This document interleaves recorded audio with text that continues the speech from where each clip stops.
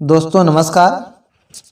आज हम पुनः हिंदी साहित्य के इतिहास से संबंधित विभिन्न एग्जामों के लिए निर्धारित भाषा विज्ञान से संबंधित विषय वस्तु आपके समक्ष लेकर आए हुए हैं। तो आप लोग जो है सबसे पहले लाइक, सब्सक्राइब और शेयर करना ना भूलें। आइए हम ध्यान देते हैं भाषा विज्ञान में भाषा विज्ञान में भाषा शब्द संस्कृत के भाष धातु से निष्पन्न है, जिसका अर्थ होता है भाष व्यक्तायाम वाच अर्थात व्यक्तवाणी। भाषयते व्यक्त वाग रूपेण अभिव्यंजते इति भाषा अर्थात भाषा उसे कहते हैं जो व्यक्तिवाणी के रूप में अभिव्यक्त की जाती है। भाषा वह शब्दमय माध्यम है जिसके द्वारा मनुष्य बोलकर या लिखकर अपने विचार दूसरों पर स्पष्टता, विस्तार तथा पूर्णता से व्यक्त कर सकता है। या भाषा मुखोच्चारित यादृच्छिक ध्वनि प्रतीकों की वह व्यवस्था है जिसके सहारे एक निश्चित समुदाय के व्यक्ति अपने विचारों या भावों का परस्पर विनिमय करते हैं। प्रमुख भारतीय विद्वान के द्वारा भाषा की परिभाषा। पतंजलि के अनुसार वक्ता वचि वाणी येषां ता इमे वक्तवाचः अर्थात जो वाणी वर्णों में व्यक्त हो उसे भाषा कहते हैं। कामता प्रसाद गुरु के अनुसार भाषा वह साधन है जिसके द्वारा मनुष्य अपने विचार दूसरों पर भली भांति प्रकट कर सकता है और दूसरों के विचार आप स्पष्टता समझ सकते हैं। डॉक्टर भोलानाथ तिवारी के अनुसार भाषा निश्चित प्रयत्न के फलस्वरूप मनुष्य के मुख से निस्सृत वह सार्थक ध्वनि समष्टि है जिसका विश्लेषण और अध्ययन हो सके। डॉक्टर भोलानाथ तिवारी। आचार्य देवेंद्र के अनुसार भाषा यादृच्छिक रूढ़ उच्चारित संकेत की वह प्रणाली है जिसके माध्यम से मनुष्य परस्पर विचार विनिमय, सहयोग अथवा भावाभिव्यक्ति करते हैं। डॉक्टर पांडुरंग दामोदर गुणे के अनुसार ध्वन्यात्मक शब्दों द्वारा हृदयगत भावों तथा विचारों का प्रकटीकरण ही भाषा है। सुकुमार सेन के अनुसार अर्थवान कंठोगीर्ण ध्वनि समष्टि ही भाषा है। बाबूराम सक्सेना के अनुसार जिन ध्वनि चिन्हों द्वारा मनुष्य परस्पर विचार विनिमय करता है उनको समष्ट रूप से भाषा कहते हैं।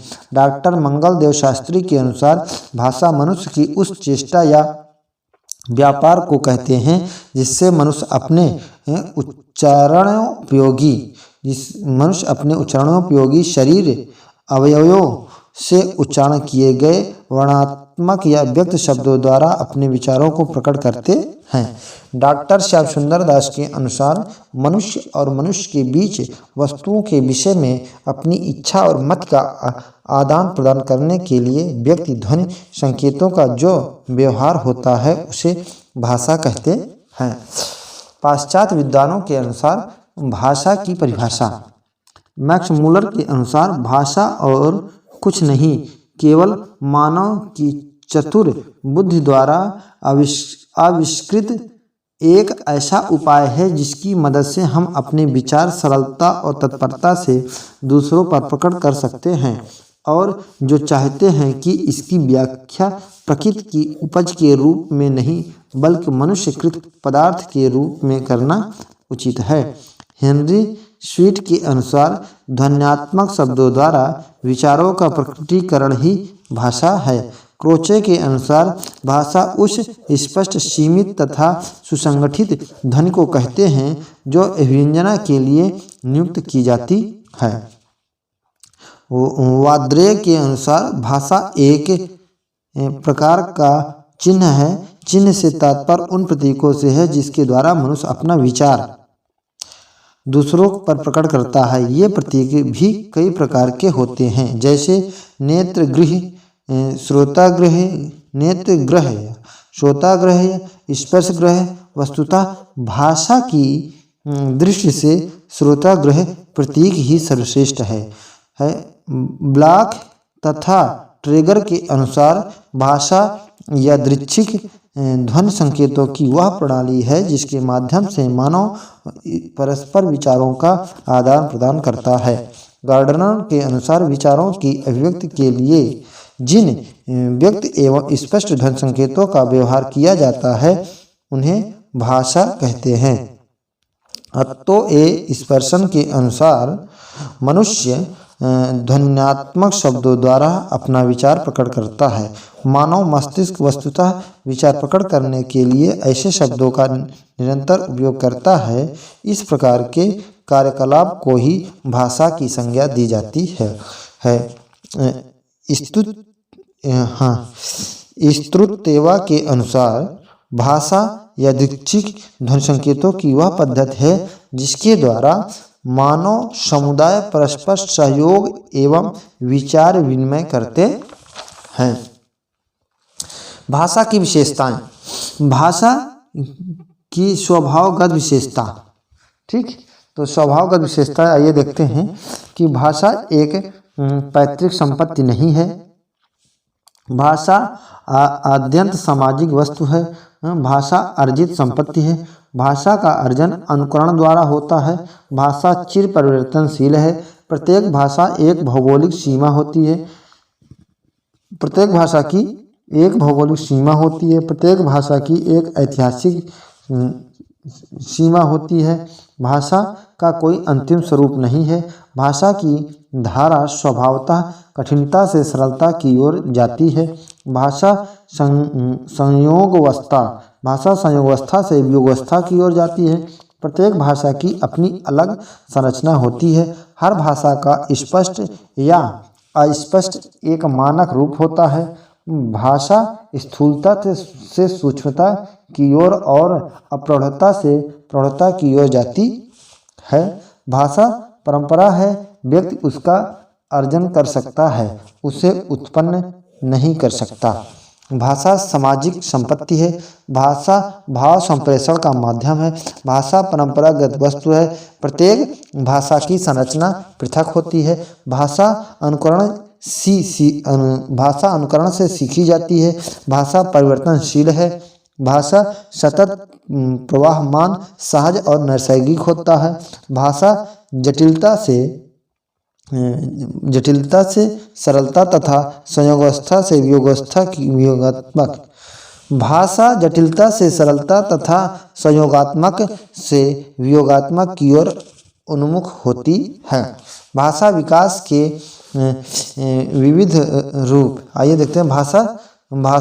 भाषा की रचनागत विशेषता है।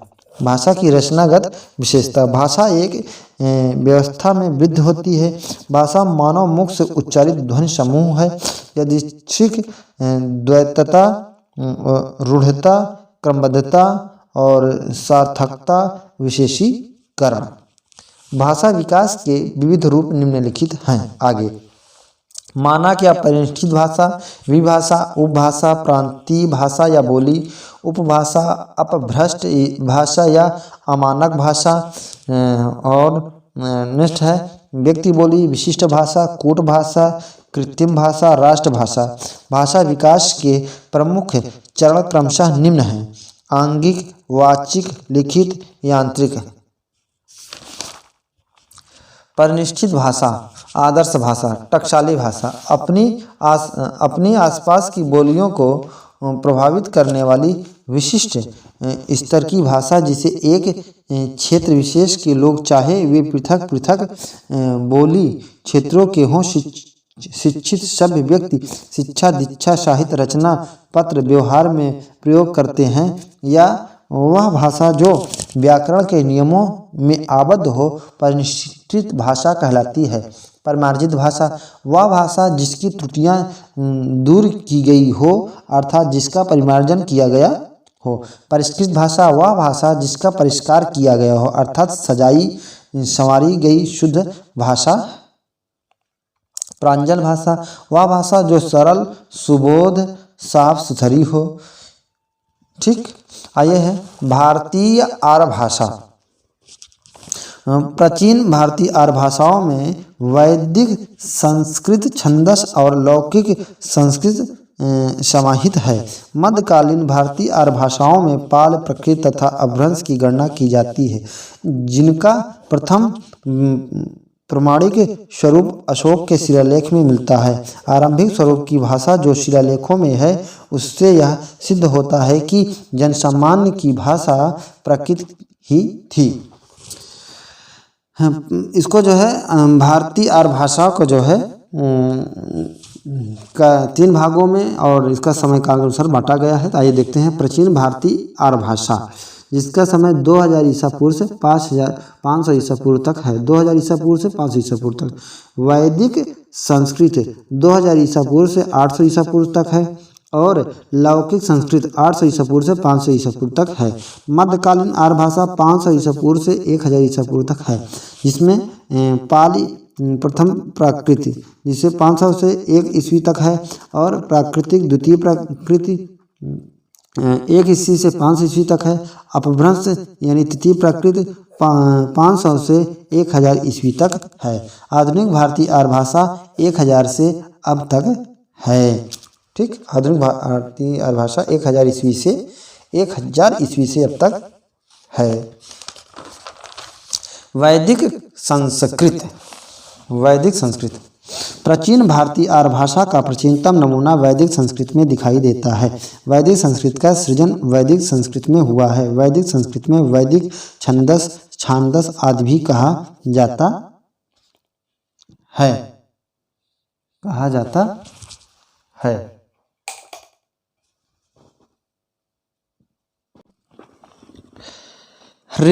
ऋग्वेद, सामवेद, अथर्ववेद, यजुर्वेद, ब्राह्मण, आरण्यक और उपनिषदों की भाषा को वैदिक संस्कृत की संज्ञा दी जाती है। उत्तर वैदिक काल के कपिल, गौतम, पतंजल, वादरायण, कणाद जैसे उद्भट विद्वानों की कृतियां वैदिक भाषा के गौरव ग्रंथ हैं। लौकिक संस्कृत में आदि काव्य, रामायण, महाभारत, पुराण आदि की रचना हुई है। कालिदास, अश्वघोष, माघ, भवभूत, दांडी जैसे असाधारण क्षमता वाले शब्दकारों से संस्कृत वाङ्मय वैभवपूर्ण रहा है। लौकिक संस्कृत का व्याकरण अष्टाध्यायी शीर्षक पाणिनि ने तैयार किया और शौनककृत, ऋक् प्रतिशाख्य, कृत्यायनकृत, शुक्ल यजु प्रतिशाख्य, तैत्तिरीय संहिता का तैत्तिरीय प्रतिशाख्य, मैत्रेयणी संहिता का मैत्रेयणी प्रतिशाख्य, कृण यजुर्वेद के प्रतिशाख्य, सामवेद का पुण्य सूत्र, अथर्ववेद का शौनककृत अथर्व प्रतिशाख्य। इन प्रतिशाख्यों ने अपनी अपनी शाखा से संबंधित वर्ण, विचार, उच्चारण, पद, पाठ आदि पर विस्तार से प्रकाश डाला गया है। इन प्रतिशाख्यों में अपनी अपनी शाखा से संबंधित वर्ण, विचार, उच्चारण, पद, पाठ आदि पर विस्तार से प्रकाश डाला गया है। ये ग्रंथ वैदिक काल के सैद्धांतिक एवं प्रायोगिक ध्वनि विज्ञान के ग्रंथ हैं। वैदिक संस्कृत ध्वनियाँ doctor Dhirendra Verma, doctor Uday Narayan Tiwari, doctor Kapildev Dwivedi प्रभृति विद्वानों ने वैदिक ध्वनियों की संख्या 52 मानी है, जिसमें स्वर 13 तथा 39 व्यंजन हैं। डॉक्टर हरदेव बाहरी ने वैदिक स्वरों की 14 संख्या मानी है। मूल स्वर अ, आ, इ, उ, है ना। वैदिक स्वर संख्या 13 है और मूल स्वर है आ, इ, उ, री और री, री। सही स्वर है ए, ओ, ऐ, औ। वैदिक व्यंजन संख्या 39 है। उच्चारण घोष, अघोष, अघोष, घोष, अघोष और अर्धस्वर। ठीक। अल्पप्राण, महाप्राण, अल्पप्राण, महाप्राण, अल्पप्राण, फिर है अघोष, ऊष्म, महाप्राण, अर्धस्वर, और इसमें है अंतस्थ। फिर है देखिए, तो जो उच्चारण स्थान तो कंठ में तो जो है का खा गा घा अंगा। तालब में चा छा जा झा या सा और या। मूर्धन में टा ठा डा ढा और टा ठा डा ढा। फिर है ला ढ़ा, टा ठा डा ढा ढा ढा और ड़ा शा रा।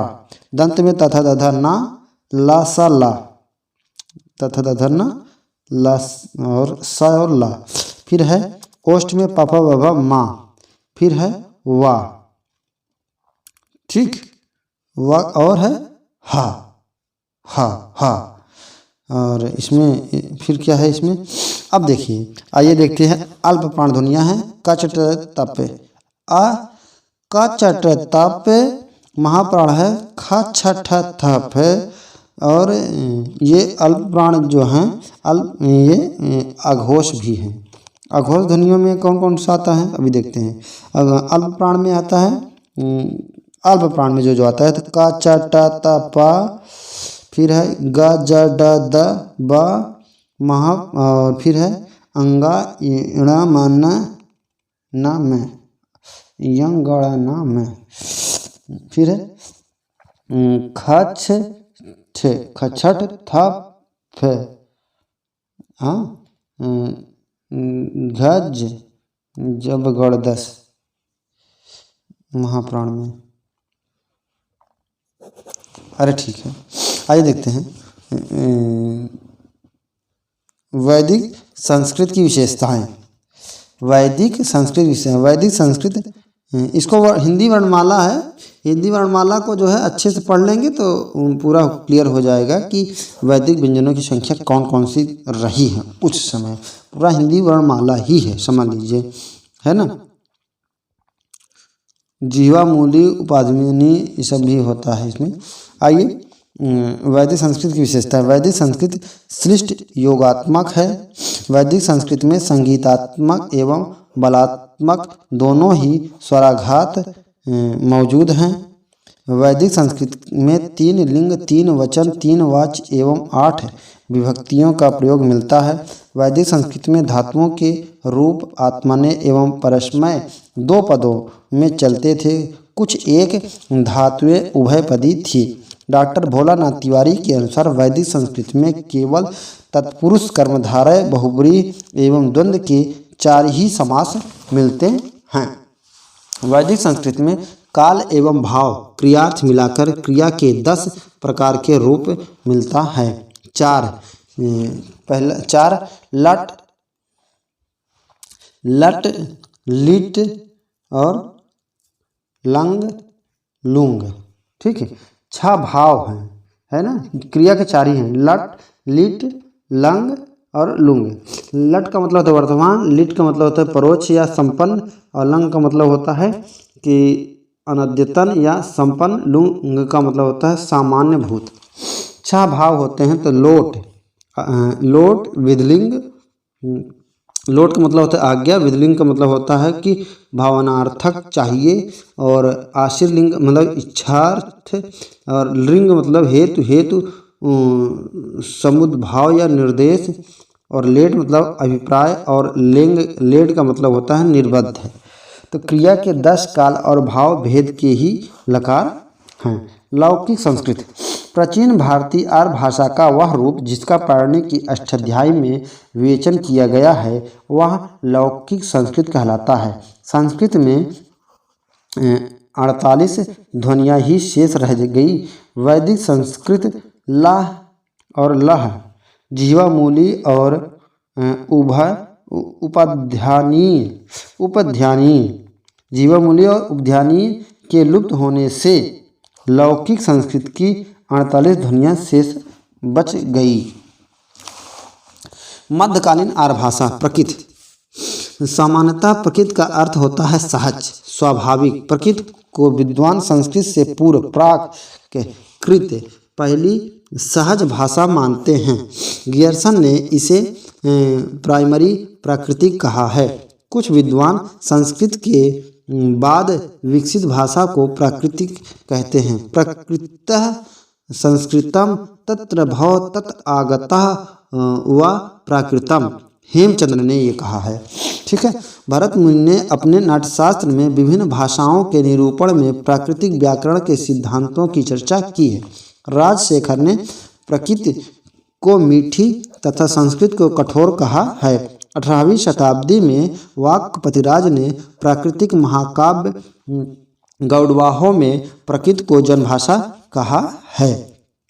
नेक्स्ट है भरत मुनि ने नाट्यशास्त्र में मगधी, प्राच्य, अवंतिजा, शौरसेनी, अर्धमगधी, वाहलिका और दक्षिणात्या की गणना की है। वररुचि ने प्रकृति काश में महाराष्ट्री, पैशाची, मागधी और शौरसेनी का उल्लेख किया है।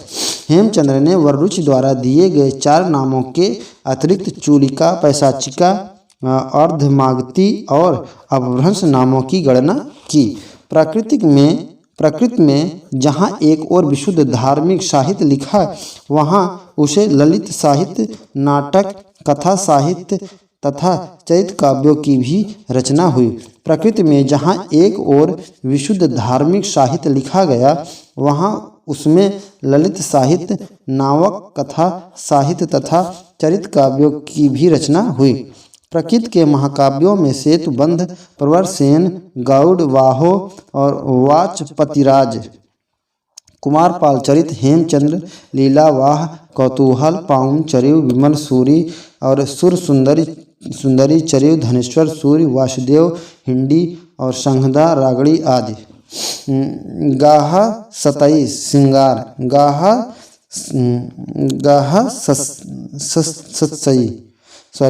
सत्सई श्रृंगार रस प्रधान मुक्तक काव्य है जिसमें 700 गाथाएं संकलित हैं।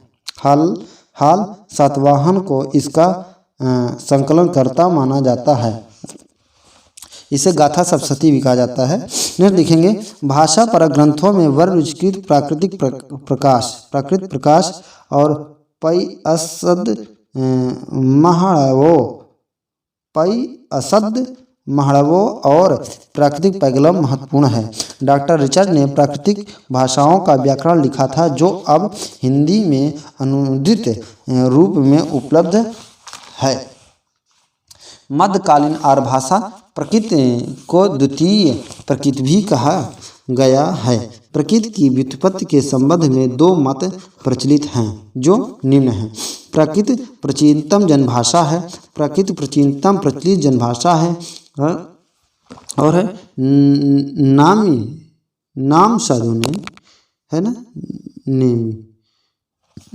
नाम साधु ने इनका निर्वाचन करते हुए लिखा है कि प्राक पूर्व कृतम प्रकृता, अर्थात प्राकृत शब्द प्राक पूर्णकृत प्राकृतम, प्राक पूर्णकृत प्रकृतम अर्थात प्राकृत शब्द से इसका निर्माण हुआ जिसका अर्थ है पहले की बनी हुई। जो भाषा मूल से चली आ रही है उसका नाम प्रकृत है। नाम प्रकृते आमतः प्रकृतम। नाम साधु ने काव्यालंकार की टीका में लिखा है प्राकृतेति सकल और जगजत्तूनाम व्याकरणादि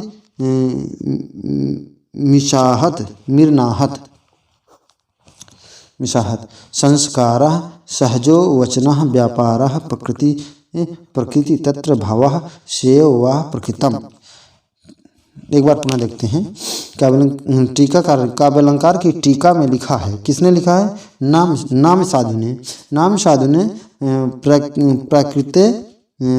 काव्यालंकार की टीका में लिखा है कि प्राकृतेति सकल जगज्जतूनाम व्याकरणादि मिशाहत संस्कार सहजो वचन व्यापारः प्रकृति तत्र भवः सेव वा प्राकृतम। अर्थात वकल जगत के जंतुओं प्राणियों के व्याकरण आदि संस्कारों से रहित सहज वचन व्यापार को प्रकृति कहते हैं। वाक्पतिराज ने गौड़वाहों में लिखा है कि सायलाओ इमा वापा विशन्ति एतो एड़ेति वापाओ एति समुद्धि चिह ड़ेति सापराओ चिय जलाई।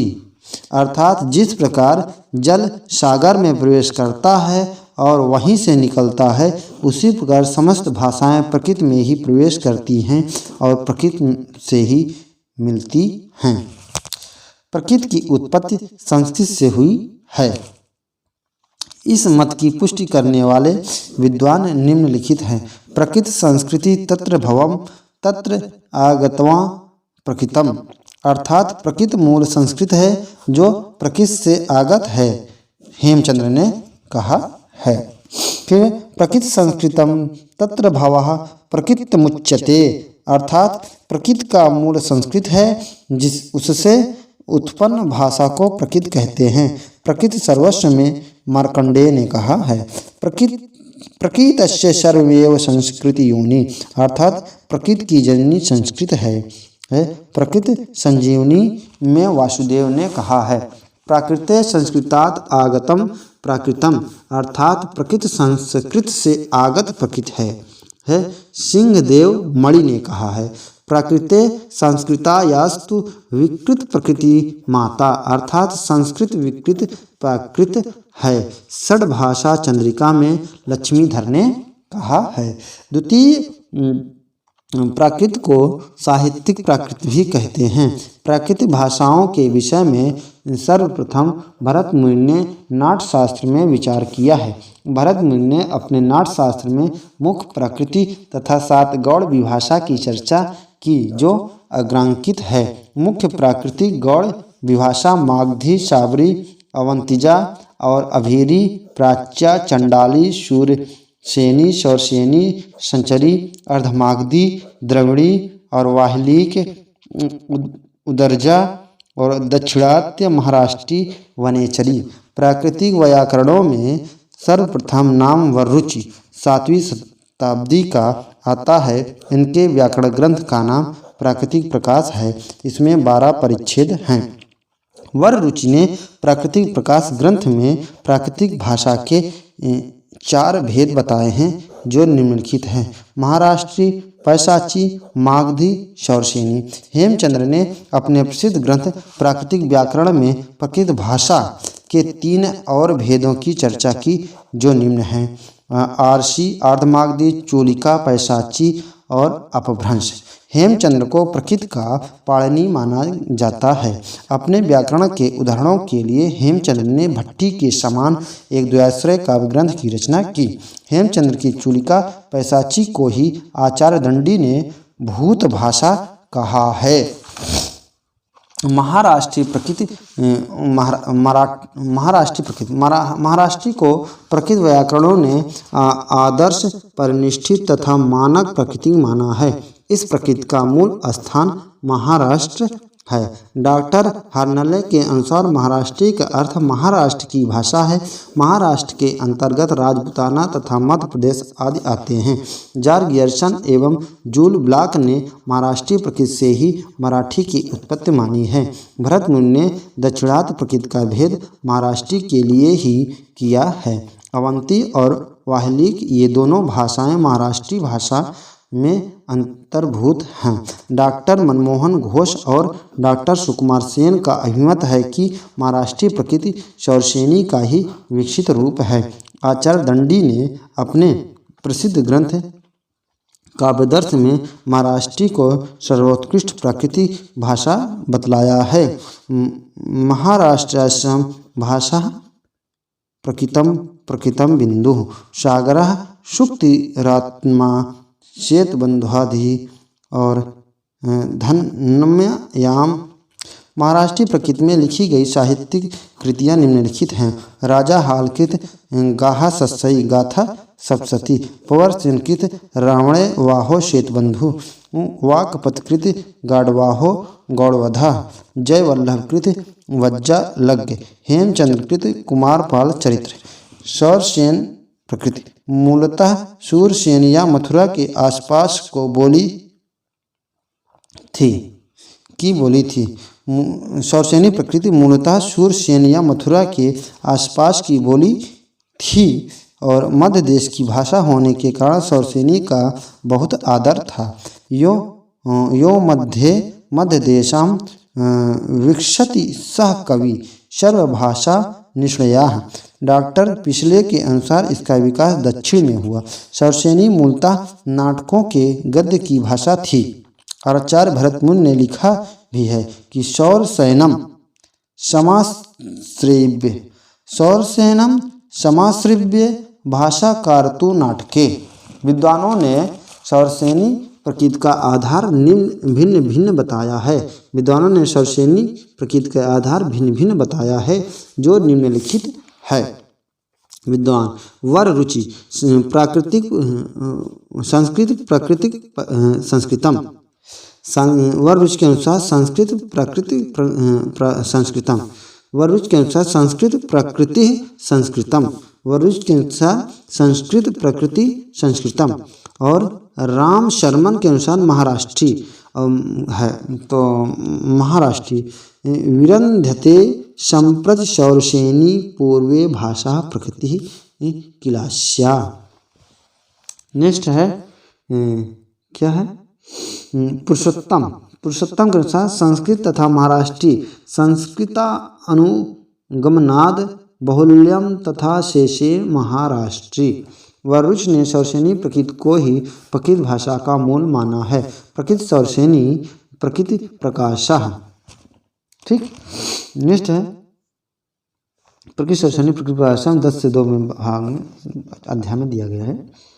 पैशाची प्रकृति को पैशाचिका ग्राम्य भाषा भूत भाषा भूत वचन भूत भाषित आदि नामों से भी पुकारा जाता है। जॉर्ज गियर्सन ने पैशाची भाषा भाषी लोगों का आदिम वास स्थान उत्तर पश्चिम पंजाब अथवा अफगानिस्तान को माना है तथा इसे दर्द से प्रभावित बताया। लक्ष्मीधर ने प्रसिद्ध ग्रंथ षड्भाषा चंद्रिका में राक्षस पिशाच तथा नीच पात्रों के लिए पैशाची भाषा का प्रयोग बतलाया है। रक्ष पिशाचिनी चेसु पैशाची और पंचचाल पैशाची, इन 3 प्रकार की पैशाची भाषाओं का 3 देशों के आधार पर नामकरण किया। ठीक, नेक्स्ट है मागधी प्रकृति। मगध देश की भाषा रही है। यह मगध देश की भाषा रही है। मार्कंडेय ने शौरसेनी से मगधी की उत्पत्ति बताया। मागधी शौरसेनीतः। मागधी के सकारी, चंडाली और शबरी ये 3 प्रकार मिलते हैं। मागधी प्रकृति का प्राचीनतम रूप अश्वघोष के नाटकों में मिलता है। भरत मुनि के अनुसार मागधी अंतापुर के नौकरों अश्वपालों आदि की भाषा थी। अर्धमागधी प्रकृति के संबंध में जॉर्ज गियर्सन ने बतलाया है कि यह मध्य देश सूरसेन और मगध के मध्यवर्ती देश अयोध्या या कोसल की भाषा थी। श्री जिनदा सागणी महत्तर 7वीं शताब्दी ने अपने प्रसिद्ध ग्रंथ निशीथ चूर्ण में अर्धमागधी को मध्य देश के अर्ध प्रदेश की भाषा में निबद्ध होने की कारण अर्धमागधी कहा है। मगध विषय भाषा निबद्धम अधभागः। अर्धमागधी का प्रयोग मुख्यतः जैन साहित्य में हुआ है। भगवान महावीर का संपूर्ण धर्मोपदेश इसी भाषा में निबद्ध है। जैनियों ने अर्धमागधी को आर्यभाषी और ऋषि भाषा या आदि भाषा नाम से अभिहित किया।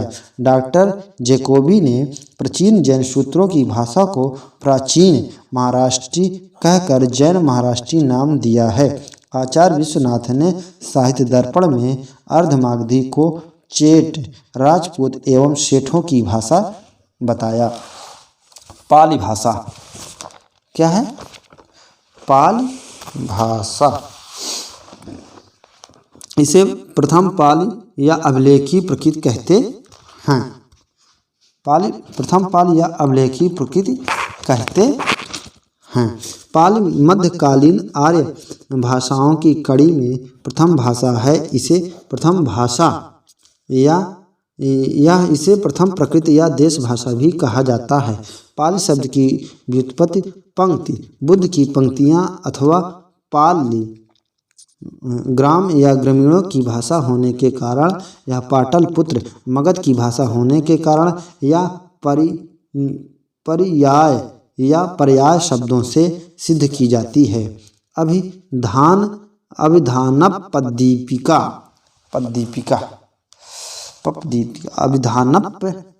दीपिका के अनुसार पा धातु में ली प्रत्यय जोड़कर पाली शब्द बनता है, अर्थात पालयति रक्षतीति तस्माद् पालियः बुद्ध के अर्थ तत्वों की रक्षा करती है। भाषा के संबंध में आचार्य विश्वघोष 5वीं सदी ने इसका प्रयोग किया है। इसे सिंगलद्वीप के लोग मागधी भी कहते हैं। पाली बौद्ध धर्म की भाषा है। इसे बौद्ध प्राकृतिक भी कहते हैं। पाली शब्द का प्राचीन प्रयोग दीप वंश ग्रंथ में मिलता है। इसे शिलालेखी भाषा भी कहते हैं। पाली साहित्य के अध्ययन का आधार त्रिपिटक, बुद्ध वचन, जातक ग्रंथ समूह, धम्मपद, मिलिंद पन्हों, महावंश आदि ग्रंथ है। पाली भाषा के व्याकरण कच्छायन माने जाते हैं। इन ग्रंथों के अनुशीलन से पता चलता है कि पाली का प्रचार न केवल उत्तरी भारत में था, अपितु वर्मा, लंका, तिब्बत आदि देशों तक विस्तारित था। और है क्या है, अश्वघोषकृत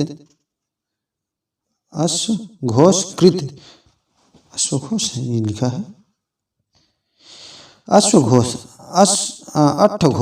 अट्ठघोष बुद्ध है ना, बुद्ध घोष लिखा है, वही इन्हें बुद्ध घोष भी कहा गया है। अट्ठघोष कृत विशुद्धि मग्ग और विशुद्धि मार्ग को बौद्ध सिद्धांतों का कोश भी कहा जाता है। और पाली भाषा के 3 व्याकरण ग्रंथ उपलब्ध हैं जो निम्न हैं। क्या है, पहला किचान व्याकरण,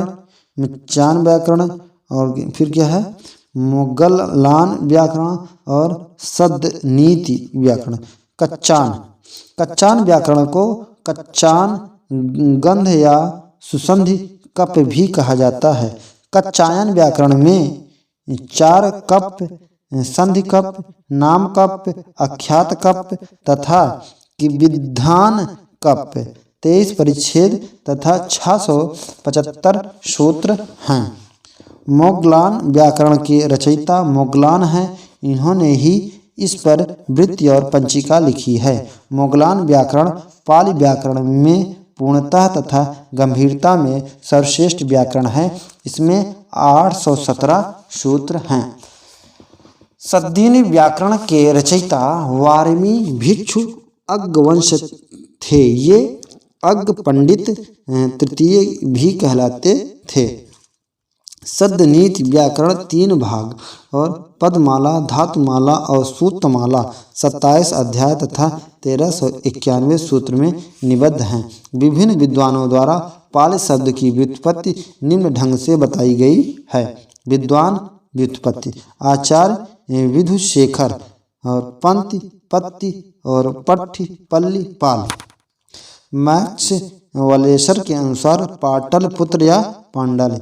भिक्षु जगदीश कश्यप के अनुसार पर्याय, पलियाय और पलियाय, फिर है पालियाय, फिर है पाली। भंडारकर व वाकर नागल के अनुसार प्राकृत, पाकट, पाअड और पाउल, पाली। फिर है भिक्षु सिद्धार्थ के अनुसार पाठ, पाल, पाली। फिर कौशाम्बी के अनुसार है पाल और पाली। उदय नारायण तिवारी के अनुसार पा विया ली प्लस बराबर पाली। पा विया प्लस ली प्लस पाली। पाली भाषा के प्रदेश को लेकर विद्वानों में काफ़ी मतभेद है। विभिन्न विद्वानों द्वारा वर्णित पाली भाषा का प्रदेश निम्नलिखित है। विद्वान पाली भाषा देश श्रीलंकाई बौद्ध तथा चाइल्डर्स के अनुसार मगध और वेस्टरगार्ड तथा स्टेन कोनो के अनुसार उज्जैनी या विंध्य प्रदेश, गियर्सन व राहुल के अनुसार मगध, ओल्डेन वर्ग के अनुसार कलिंग, रीज डेविड के अनुसार कौशल, सुमित कुमार चटर्जी के अनुसार मध्य देश की बोली, देवेंद्र नाथ शर्मा के अनुसार मथुरा के आसपास का भूभाग, देवेंद्र नाथ शर्मा के अनुसार मथुरा के आसपास का भूभाग, उदय नारायण तिवारी के अनुसार मध्य देश की बोली। सब सम्मत से विद्वानों ने पाली भाषा का प्रदेश मध्य प्रदेश की बोली को स्वीकार किया है। पाली की वर्ण संगठना या ध्वनियाँ। पाली से प्रसिद्ध व्याकरण कात्यायन। पाली के प्रसिद्ध व्याकरण कात्यायन के अनुसार पाली में 41 ध्वनियाँ होती हैं तथा मुगलान के अनुसार पाली में 43 ध्वनियाँ होती हैं। कात्यायन के अनुसार पाली में 8 स्वर तथा 33 व्यंजन होते हैं तथा मुगलान के अनुसार 10 स्वर तथा 33 व्यंजन होते हैं। पाली में वर्णों का वर्गीकरण निम्न ढंग से किया जा सकता है। स्वर हा, आ, ई, उ, ए, ओ। दीर्घ आ, ई, उ, ए, ओ। व्यंजन का वर्ग, चा वर्ग, टा वर्ग, ता वर्ग, पा वर्ग। ठीक है। या वा रा ला, या रा ला वा, या रा ला वा, सा हा ला और पाली भाषा की प्रमुख विशेषताएं। पाली भाषा की महत्वपूर्ण विशेषताएं निम्नलिखित है। अनुस्वार आ पाली में स्वतंत्र ध्वनि है जिसे पाली विद्वान ने निम्नहित नाम से अभिहित किया है, जिसे निग्ध। पाली भाषा की महत्वपूर्ण विशेषताएं। पाली भाषा की महत्वपूर्ण विशेषताएं निम्नलिखित हैं। अनुस्वार आ पाली में स्वतंत्र ध्वनि है जिसे पाली विद्वान ने निगहित नाम से अभिहित किया है। बिंदु निगहित। टर्नर के अनुसार पाली में वैदिकी की भांति सर्गात्मक संगीतात्मक। टर्नर के अनुसार पाली में वैदिकी की भांति ही संगीतात्मक एवं बलात्मक दोनों स्वराघात थी।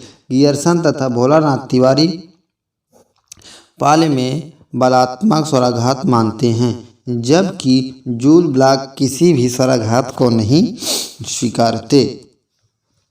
पाली में 3 लिंग 3 वाच्य तथा 2 वाच्य 2 वचन। पाली में 3 लिंग 3 वाच्य तथा 2 वचन, एक वचन और बहुवचन का प्रयोग मिलता है। पाली में द्विवचन नहीं होता। पाली हलंत रहित 6 कारक 8 लकार है ना, 4 काल 4 भाव तथा 8 गण युक्त भाषा है। प्रथम प्रकृत पाली के अंतर्गत ही अभिलेखी प्रकृति या शिलालेखी प्रकृति भी आता है। इसके अधिकांश लेख शिला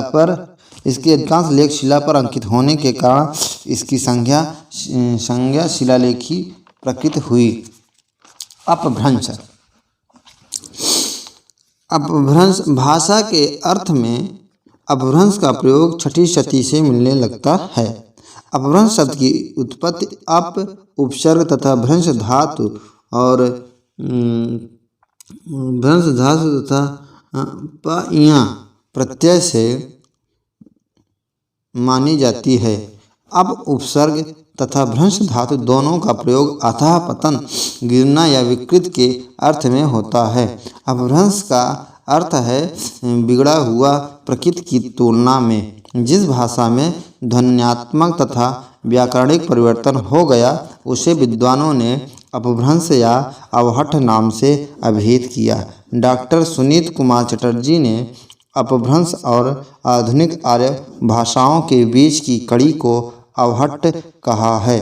अवहट्ठ शब्द का प्रयोग सर्वप्रथम ज्योतिश्वर ठाकुर ने वर्णनात्मक में किया। वर्णनकार वर्णरत्नाकार किया। अपभ्रंश प्रकृत तथा आधुनिक भारतीय आर्य भाषाओं के बीच की कड़ी है तथा प्रत्येक आधुनिक भारतीय आर्य भाषा का जन्म किसी न किसी अपभ्रंश से ही हुआ है। अपभ्रंश को अपभ्रंश ग्रामीण भाषा, देसी भाषा, अभीरी, अभिरोक्त आदि नामों से भी अभिहित किया जाता है। प्राकृत में प्रायः अपभ्रंश शब्द का ही प्रयोग किया गया है। अपभ्रंश शब्द का उल्लेख बहुत का मिलना अपभ्रंश शब्द का उल्लेख बहुत कम मिलता है। संस्कृत में प्रायः अपभ्रंश शब्द का ही प्रयोग किया गया है। अपभ्रष्ट शब्द का प्रयोग बहुत कम मिलता है। अपभ्रंश शब्द का सर्वप्रथम उल्लेख पतंजल ने अपने महाभाष्य में किया है। इसमें इन्होंने उदाहरण देकर अपभ्रंश संबंधी विचार स्पष्ट किया। अवहत, अवहट, अवहठ, अवहत, अवहट, अवहत, अवहठ, अवहठ, अवहत आदि अपभ्रष्ट के तद्भव रूप हैं। इन शब्दों का प्रयोग परवर्ती कवियों ने किया है। संग्रहकार बेड़ी और महाभाष्यकार पतंजल ने संस्कृत के मानक शब्दों से भिन्न संस्कृत च्युत, भ्रष्ट और अशुद्ध शब्दों को अपभ्रंश कहा है। शंभु ने रामायण में अवहत शब्द का प्रयोग किया है। भर्तृहरि ने संस्कारहीन शब्दों को अपभ्रंश कहा है। आचार्य रुद्रट ने अपनी कृति काव्यालंकार में जिन 6 भाषाओं का उल्लेख किया है उनमें अपभ्रंश की गणना की गई है। प्राकृत, संस्कृत, मगध, पिशाच, भाषाच, शूरसेनी च और षष्ठोय भूर्भेदो देश विशेषादपभ्रंशः। भर्तृहरि ने संस्कारहीन शब्दों को अपभ्रंश कहा है। शब्द संस्कारहीनो यो गौरति गौरीत, शब्द संस्कारहीनो यो गौरित प्रयुच्यते और तपम भ्रंश मिच्छन्ति विशिष्टार्थ निवेशिनम। महाभाष्यकार पतंजलि ने अपभ्रंश का प्रयोग अप शब्द के समानार्थक के रूप में किया है। भूयाम सोयप शब्दः अप्लीयांश शब्दः इति एकैष्ये ही शब्दस्य वहवो अपभ्रंशः। अपभ्रंश का प्राचीनतम उदाहरण भरत मुनि के नाट्यशास्त्र में मिलते हैं। भरत मुनि ने अपभ्रंश के 3 अभिरोक्त शब्द का प्रयोग भरत मुनि ने अपभ्रंश के लिए अभिरोक्त शब्द का प्रयोग किया है। आचार्य दांडी ने काव्यात में अपभ्रंश को अभिरो की भाषा कहा है। अभिरादि गिरथः काव्येष्वपभ्रंशः इति स्मृतः। आचार्य दंडी ने काव्यदर्श में समस्त संस्कृत, प्राकृतिक, अपभ्रंश और मिश्र इन 4 भागों में विभक्त किया है। तदेतद वांगमय भूया संस्कृत प्राकृति तथा अपभ्रंशश्च मिश्रञ्चेत्या हुर्यश्चस्तु विधम। प्राकृत व्याकरणाचार्य ने सबसे पहले अपभ्रंश का उल्लेख किया है। संस्कृत अलंकारवादियों में सर्वप्रथम भामा ने अपभ्रंश का नामोल्लेख किया है। शब्दार्थो संहितो काव्यम गद्य पद्य च द्विधा संस्कृत प्राकृतिक चन्य द्वयप भ्रंश इति त्रिधा। शब्दार्थो संहितो काव्यम गद्यम पद्यम च त्रिधा और संस्कृत प्राकृतम चान द्वयप भ्रंश इति त्रिधा काव्यालंकार में। वल्लभी के राजा धारसेन द्वितीय के ताम्रपत्र 6वीं शताब्दी ईस्वी से भी अपभ्रंश नामक भाषा के अस्तित्व की पुष्टि होती है। ताम्रपत्र में धारसेन द्वितीय के अस्तित्व की पुष्टि होती है। कामपात्र में धारसेन द्वितीय ने अपने पिता घुसेन को संस्कृत, प्राकृतिक और अपभ्रंश भाषाओं की प्रबंध रचना में निपुण कहा है। उक्त व्यक्तिकरण में दामोदर पंडित ने कौशल की भाषा को अपभ्रंश कहा है। पीसेल, गियर्सन, भंडारकर, चटर्जी, बुलनर सदृश विद्वानों ने अपभ्रंश को देश भाषा माना है। याकूबी, कीथ, जूल ब्लॉक्स, अल्स डोर्फ प्रभृति विद्वानों ने अपभ्रंश को देश भाषा मानने से इनकार किया है। पीसेल के अनुसार एक तो वह अपभ्रंश जो प्राकृत से उत्पन्न हुई है और शब्द रचना तथा रूप रचना में प्रकृति की लोक से नहीं, दूसरी अपभ्रंश वह है जो देश भाषा है की लोक से नहीं। नेक्स्ट है, कीथ ने अपभ्रंश का संबंध अभीरों तथा गुर्जरों से माना है। महाकवि कालिदास कृत विक्रमोर्वशीयम के चतुर्थ अंक में अपभ्रंश के कुछ छंद मिलते हैं। 7वीं-8वीं शताब्दी तक आते आते अपभ्रंश में श्रेष्ठ साहित्य की रचना होने लगी और संस्कृत की अपेक्षा अपभ्रंश में काव्य रचना की रुचि का विकास हुआ। अपभ्रंश साहित्य का सर्वप्रथम संकलन डॉक्टर रिचर्ड पीसेल ने प्रस्तुत किया। अपभ्रंश का प्रथम प्रबंध काव्य धनपाल कृत भविष्यत कहाँ है। धनपाल कृत भविष्यत कहाँ का संपादन डॉक्टर याकोबी ने किया है। सिद्ध या बौद्ध साहित्य के विभिन्न ग्रंथों का अन्वेषण करने वाले विद्वानों में Rahul Sankrityayan, doctor Bagchi, Pandit Harsh Shastri, doctor Richard Pischel, doctor Jacobi, doctor Hiralal Jain आदि के नाम विशेष उल्लेखनीय हैं।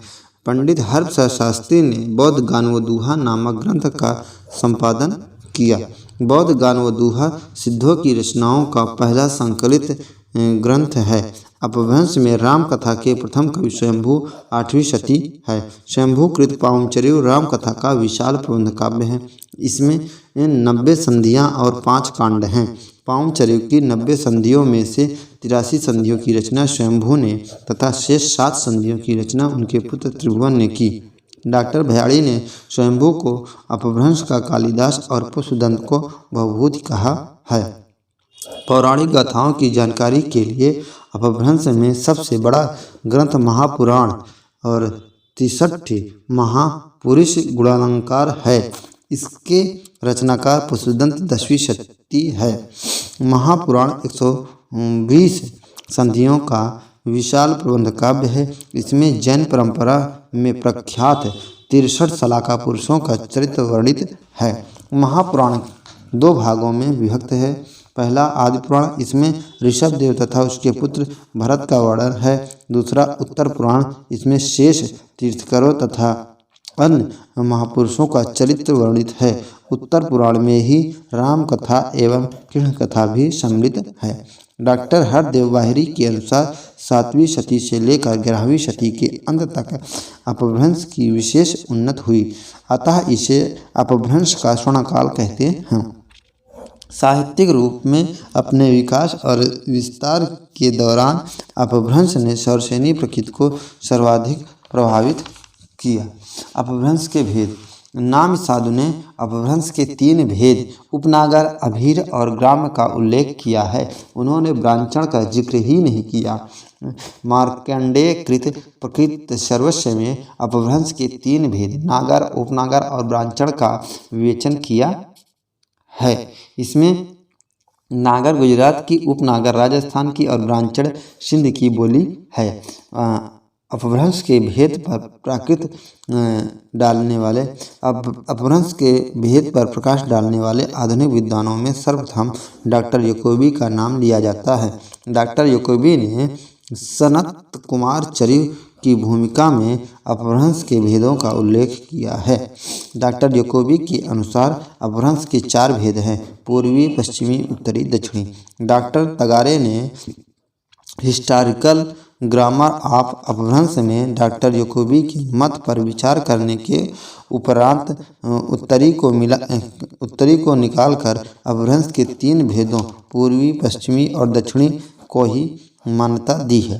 डॉक्टर नामवर सिंह ने अपनी कृत हिंदी के विकास में अपभ्रंश का योग में डॉक्टर तगारे के मत की समीक्षा की है और उन्होंने दक्षिण भेद की व्यर्थ मानकर अपभ्रंश केवल दो भेद माने हैं, पूर्वी और पश्चिमी। अपभ्रंश को विद्वानों ने विभ्रष्ट, अभीर, अवहंस, अवहट और पतमंजरी, अवहत, अवहट, अवहत आदि नामों से भी पुकारा। डॉक्टर सुनीत कुमार चटर्जी ने अपभ्रंश को भारतीय आर्यभाषा के विकास की एक स्थिति माना है। उनके अनुसार 6वीं 11वीं शती तक प्रत्येक प्रकृति का अपना अपभ्रंश रूप रहा होगा। जैसे मागधी प्रकृति के बाद मागधी अपभ्रंश, अर्धमागधी प्रकृति के बाद अर्धमागधी अपभ्रंश, सौरसेनी प्रकृति के बाद सौरसेनी अपभ्रंश एवं महाराष्ट्रीय प्रकृति के बाद महाराष्ट्रीय अपभ्रंश आदि। नेक्स्ट, अपभ्रंश की ध्वनियाँ। डॉक्टर उदय नारायण तिवारी ने अपभ्रंश की ध्वनियों का वर्गीकरण निम्न ढंग से किया है। स्वर ह्रस्व स्वर आ, ई, उ, ए, ओ और दीर्घ स्वर है तो आ बड़ा, ई बड़ी, ऊ बड़ा ऊ, ए और ओ। ये जो है 10 स्वर हैं कुल। व्यंजन।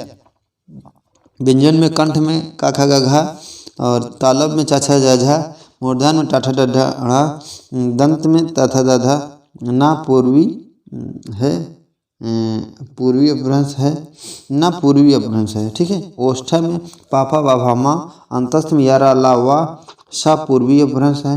उष् में हा और सा और हा अब उष्म है।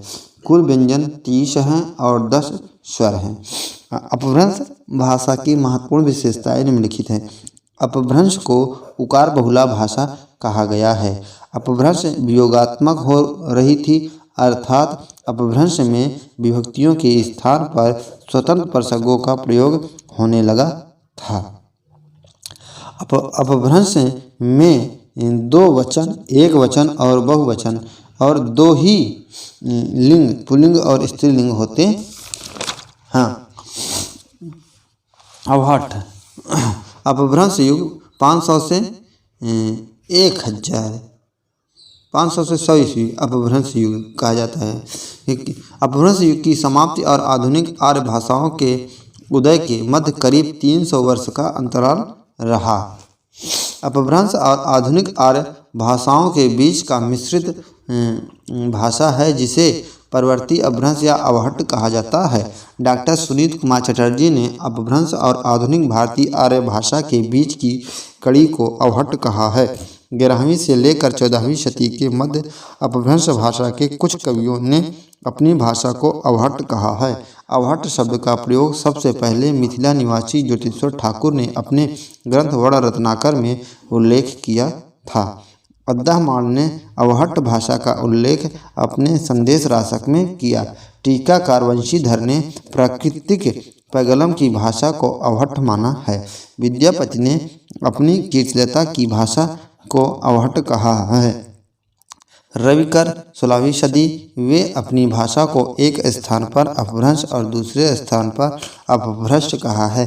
डॉक्टर भोलानाथ तिवारी ने अपभ्रष्ट और अवहट को एक ही भाषा माना है। अधिकांश विद्वान डॉक्टर तिवारी के इस मत से सहमत हैं। डॉक्टर भोलानाथ तिवारी के अनुसार अपभ्रंश का विकास अवहंस के रूप में और अपभ्रंश का विकास अवहट के रूप में हुआ। नेक्स्ट, अपभ्रंश अवहट और हिंदी का अंतर संबंध।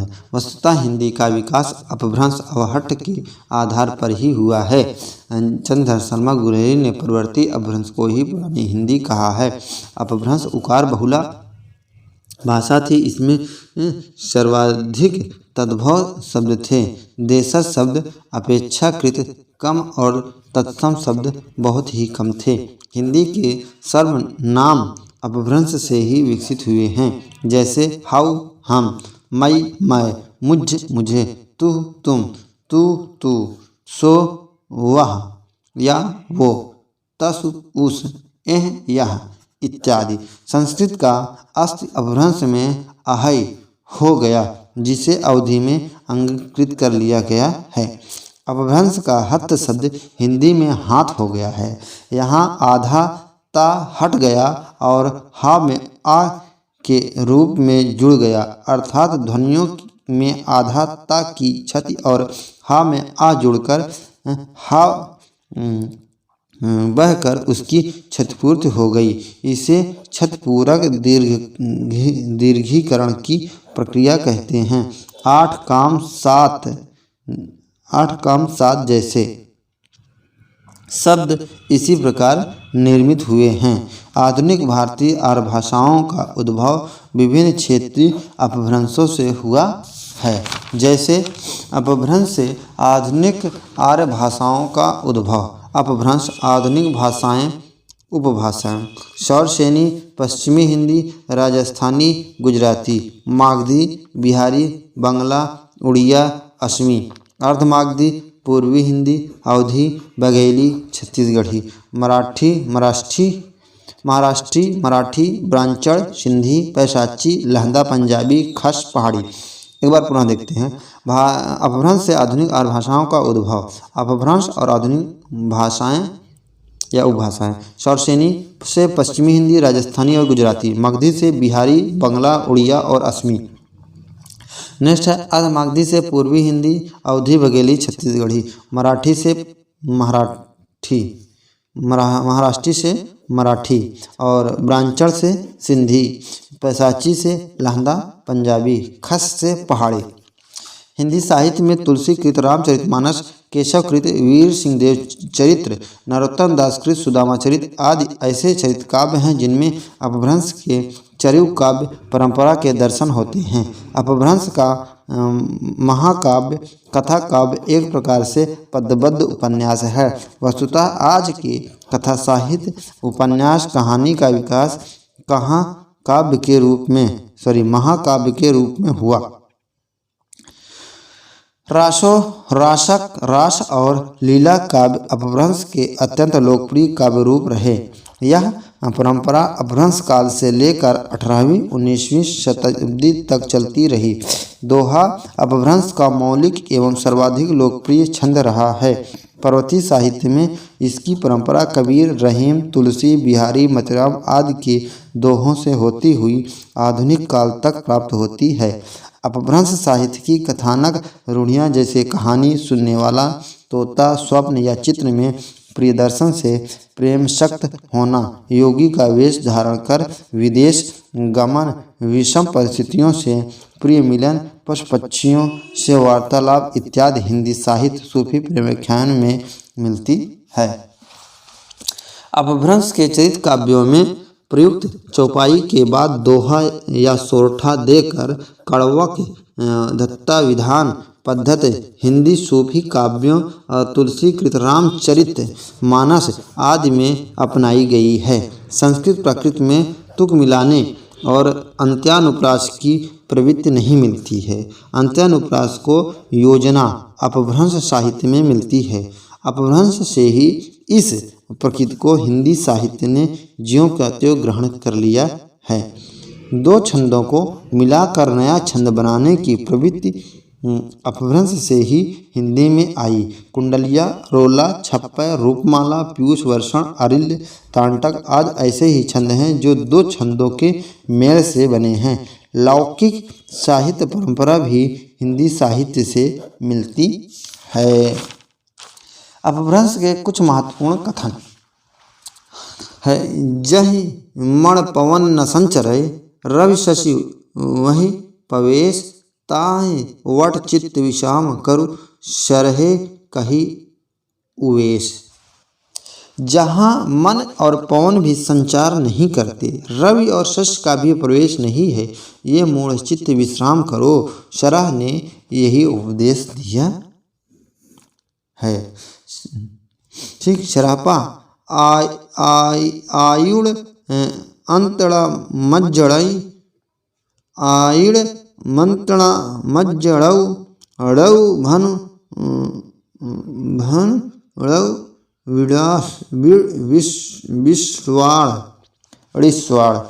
आयुड़ अंतड़ा मज्जड़ऊ, ड़ौ भानु ड़ौ विष्णुवान एहु सो परम महासु ड़य पड़ौ अपाण। इसका न आदि है, न मध्य है, न अंत है। इसका जन्म और निर्वाण भी नहीं है। यह वह महासुख है जिसके लिए न कोई पराया है न अपना। जावड़ आप जड़ी जितु तावड़ शिष्य करे, अंधा अंध कड़ाव तिम वेण वी कूप पड़े। सरापा दोहा कोश में। जब तक आप न जानिए तब तक शिष्य मत बनाइए। अंधा अंधे को निकालने की कोशिश करे तो दोनों ही कूप में गिरेंगे।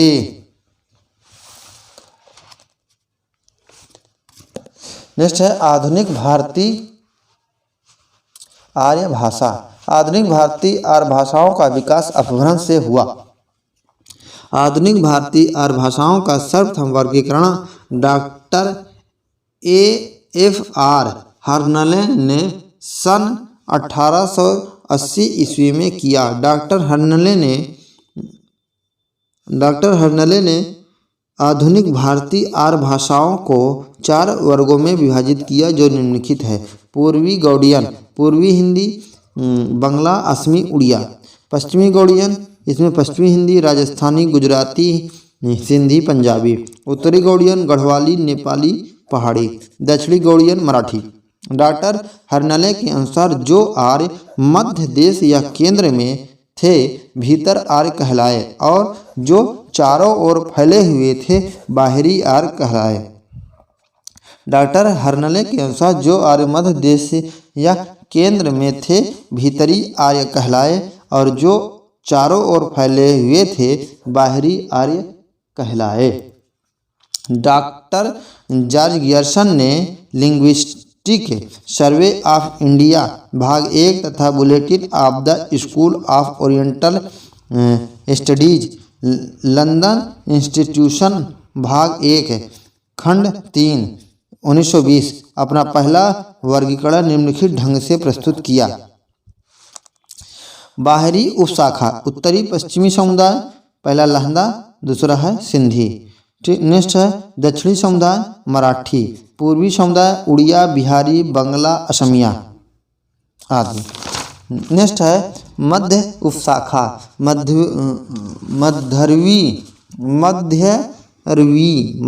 मध्यरवी समुदाय और पूर्वी हिंदी। भीतरी उपशाखा केंद्रीय समुदाय पश्चिमी हिंदी, पंजाबी, गुजराती और भीरनी, खानदेश और राजस्थानी। पहाड़ी समुदाय पूर्वी पहाड़ी अथवा नेपाली, मध्य या केंद्रीय पहाड़ी, पहाड़ी एवं पश्चिमी पहाड़ी। डॉक्टर सुनीत कुमार चटर्जी ने गियर्सन के वर्गीकरण की आलोचना ध्वनिगत एवं व्याकरणगत आधारों पर करते हुए अपना वैज्ञानिक वर्गीकरण निम्न वर्गों में प्रस्तुत किया है। उदीच में सिंधी, लहंदा और पंजाबी। प्रतीच राजस्थानी, गुजराती, मध्यदेशी, पश्चिमी हिंदी और प्राच्य पश्चिमी हिंदी, प्राच्य में पूर्वी हिंदी, बिहारी, उड़िया, असमिया, बंगला। दक्षिणात्य में पहाड़ी हिंदी है। डॉक्टर धीरेन्द्र वर्मा ने डॉक्टर चटर्जी के वर्गीकरण में सुधार करते हुए अपना निम्नांकित वर्गीकरण प्रस्तुत किया। उदीच सिंधी, लहंदा पंजाबी, प्रतीच गुजराती, मध्यदेशी राजस्थानी, पश्चिमी हिंदी, पूर्वी हिंदी, बिहारी, प्राच्य उड़िया, असमिया, बंगला और दक्षिणात्य मराठी। श्री सीताराम चतुर्वेदी ने संबंध सूचक प्रसर्गों के आधार पर अपना वर्गीकरण निम्न ढंग से प्रस्तुत किया।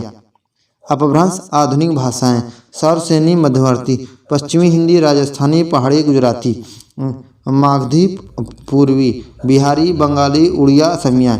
अर्धमागधी, मध्य पूर्वी, पूर्वी हिंदी, महाराष्ट्री, दक्षिणी मराठी, ब्रांचल, पैसाची, पश्चिमोत्तरी, सिंधी, लहंदा, पंजाबी।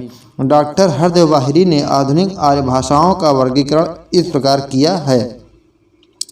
हिंदी वर्ग और हिंदीतर अहिंदी वर्ग। तो हिंदी वर्ग में आता है मध्य, पहाड़ी, राजस्थानी, पश्चिमी, हिंदी, पूर्वी हिंदी, बिहारी, ये सभी हिंदी की उपभाषाएं हैं। नेक्स्ट है हिंदीतर या अहिंदी वर्ग। उत्तरी यानी नेपाली, पश्चिमी पंजाबी, सिंधी, गुजराती, दक्षिणी और सिंहली, मराठी, पूर्वी उड़िया, बांग्ला, असमिया। उत्तरी में नेपाली, पश्चिमी में पंजाबी, सिंधी, गुजराती, दक्षिणी में सिंहली, मराठी, पूर्वी में उड़िया, बांग्ला, असमिया, ये अहिंदी वर्ग है। नेक्स्ट है आधुनिक प्रमुख भारतीय आर्य भाषाओं की विशेषताएं। सिंध शब्द का संबंध संस्कृत में सिंधु से है। सिंधु देश में सिंधु नदी के दोनों किनारों पर सिंधी भाषा बोली जाती है। सिंधी की प्रमुख 5 बोलियां बिचौली, सिराइकी और अरेली और लासी लाड़ी। ठीक है। नेक्स्ट है सिंधी की अपनी का नाम लड़ा है, लहंदा। सिंधी की अपनी का नाम लहंदा या लंडा है। सिंधी की अपनी का नाम लहंदा या लंडा है, किंतु यह गुरमुखी या फारसी लिपि में भी लिखी जाती है। लहंदा का शब्दगत अर्थ पश्चिमी, इसके अन्य नाम पश्चिमी पंजाबी हिंदी, जटकी, मुल्तानी, चिभाली और पोठवारी आदि है। लहंदा की भी सिंधी की भांति अपनी लिपि लंडा है, जो कश्मीर में प्रचलित शारदा लिपि को ही एक उपशाखा है। पश्चिमी शब्द पंजाब से बना है, जिसका अर्थ 5 नदियों का देश। पंजाबी की अपनी लिपि लंडा लहंदा थी, जिसमें सुधार कर गुरु अंगद ने गुरुमुखी लिपि बनाई।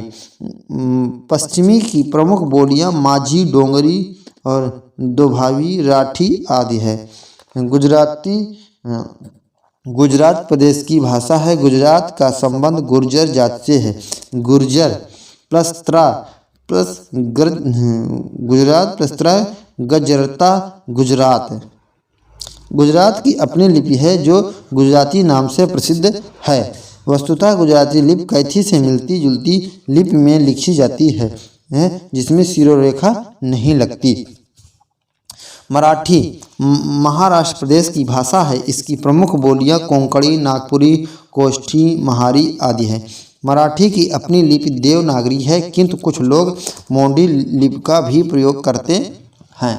बांग्ला संस्कृत शब्द का बंग आल प्रत्यय से बना है। यह बंगाल प्रदेश की भाषा है। नवीन यूरोपीय विचारधारा का सर्वप्रथम प्रभाव बांग्ला भाषा और साहित्य पर पड़ा।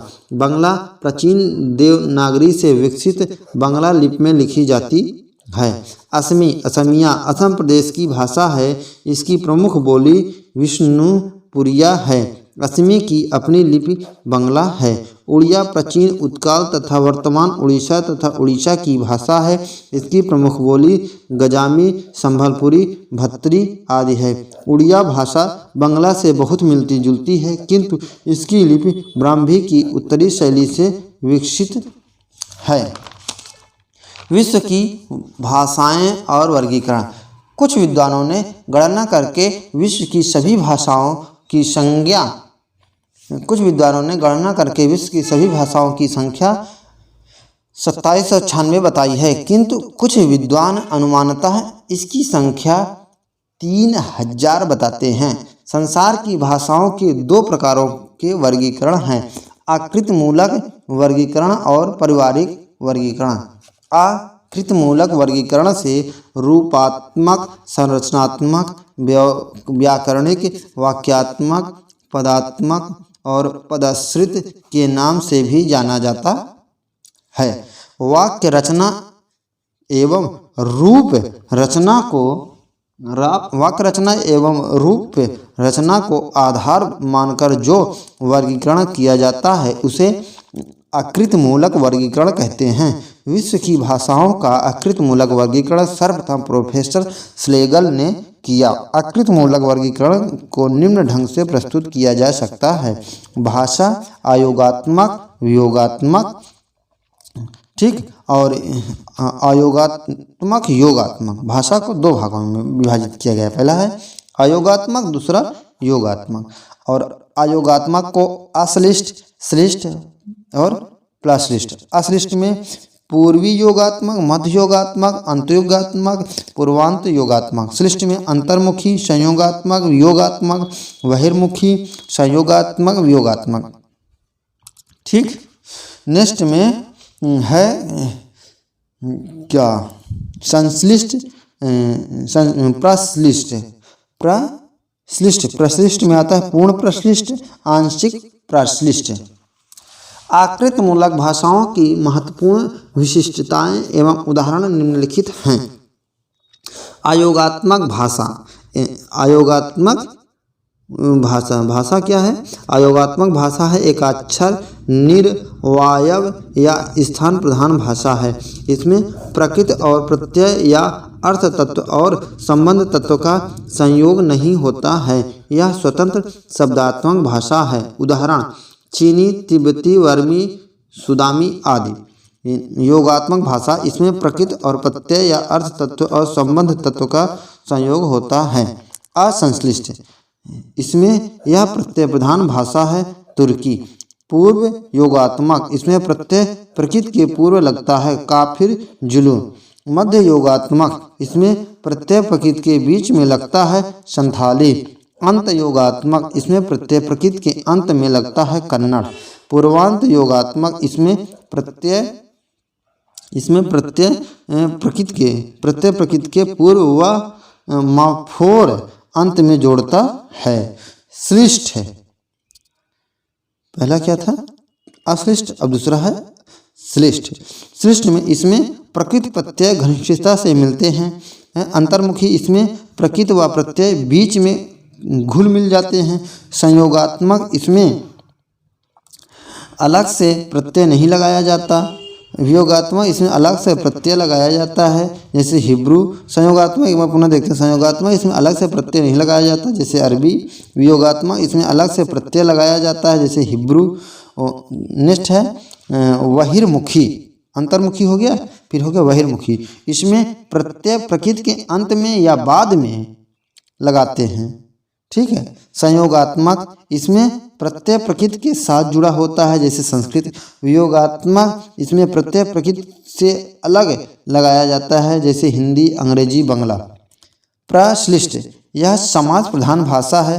पूर्व प्रश्लिष्ट, यह पूर्ण समाज प्रधान भाषा है।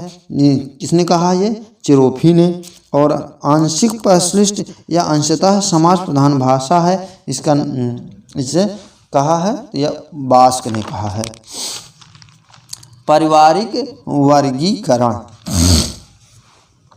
पारिवारिक वर्गीकरण को वंशात्मक, वंशानुक्रमिक, कुलात्मक, ऐतिहासिक वर्गीकरण भी कहते हैं।